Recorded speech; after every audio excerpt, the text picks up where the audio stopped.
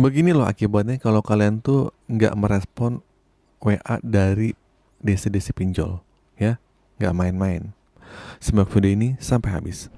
Assalamualaikum warahmatullahi wabarakatuh. Balik lagi di channel Sekelas Pinjol. Channel ini akan membahas masalah seputar aplikasi pinjaman online dan permasalahan gagal bayar.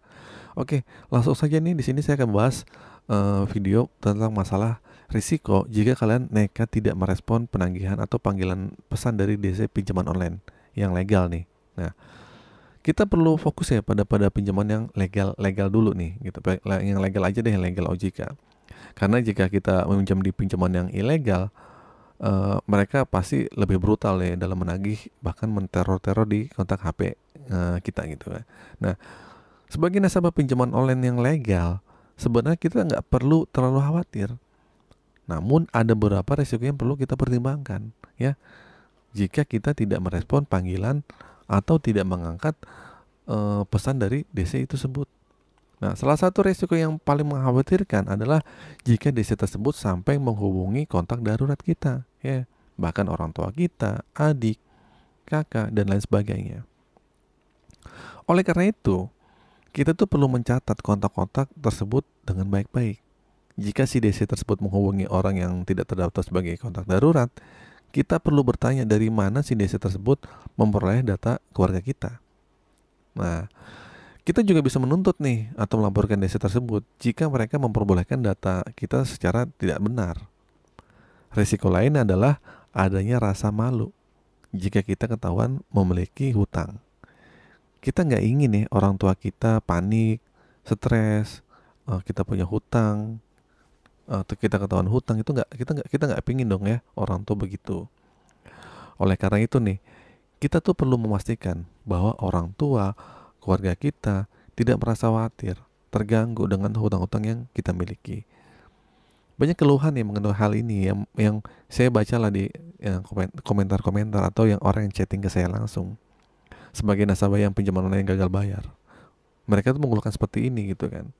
Nah, jadi kita perlu mempertimbangkan resiko-resiko yang ada dan memastikan bahwa kita dapat membayar hutang kita dengan tepat waktu agar tidak terjadi masalah di kemudian hari.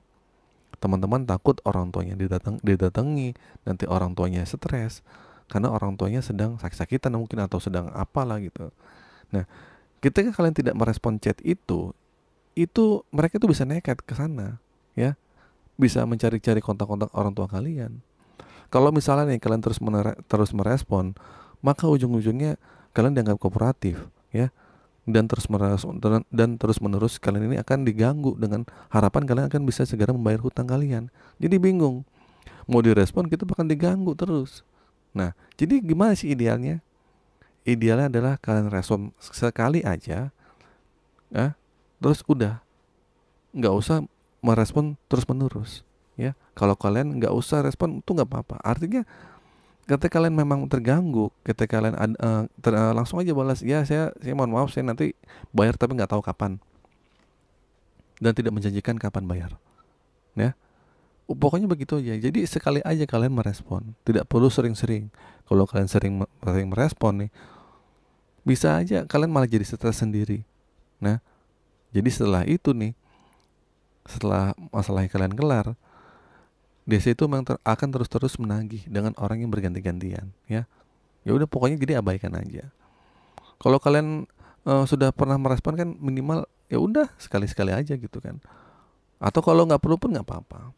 Cuman resikonya kalau kalian mengabaikan sudah pasti ke kontak darurat. Nah ini jadi masalah gitu kan. Bahkan mungkin juga yang eh, menakut-nakuti ketika teman ini gagal bayar atau telat bayar seperti ini, teman-teman juga akan diancam kalau tidak merespon, maka akan dianggap membawa kabur lari tanggung jawab dan penggelapan. Nah itu adalah serangkaian semua risiko yang akan ditunjukkan kepada kalian. Tidak ada fakta atau nggak sedikit itu hoax ya, macam-macam dari DC. Contohnya kalian akan dipidana katanya kalau kalian tidak merespon, kalian akan dibilang kabur dari tanggung jawab. Itu 100% hoax. Karena hak kita ya mau menjawab atau membalas itu hak kita. Kita bukan kabur, ya. Yang gimana-gimana kita tetap mengusahakan, kita juga nggak kabur gitu kan. Tapi yang udah pernah balas, tapi ya malas, ya tapi ya terus-terusan menganggap itu juga salah gitu.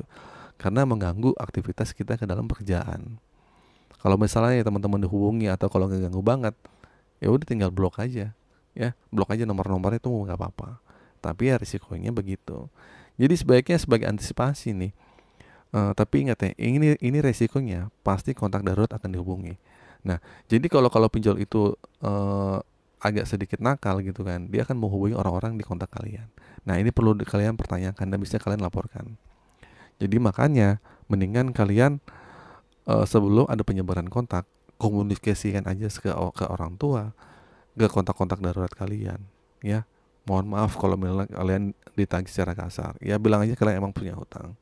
Oke, itu saja teman-teman video kali ini. Semoga video ini bermanfaat. Akhir kata, assalamualaikum warahmatullahi wabarakatuh.